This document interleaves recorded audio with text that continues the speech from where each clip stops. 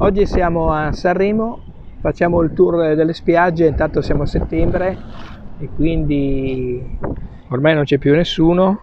Allora partiamo praticamente dalla zona ovest di Sanremo. Questa è la zona ovest, zona Foce, e questa è la spiaggia attrezzata, privata. Poi laggiù ci sono altre spiagge, qualcuna libera, e laggiù c'è il, chiamiamolo Pian di Poma, lo stadio di Pian di Poma dove giocano a pallone. E ora andiamo avanti.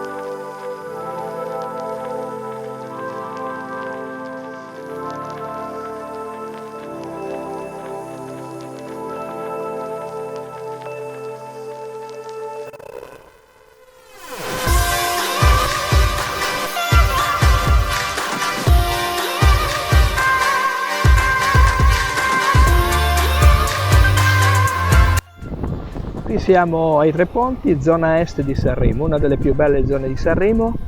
Peccato che c'è una spiaggia proprio penosa.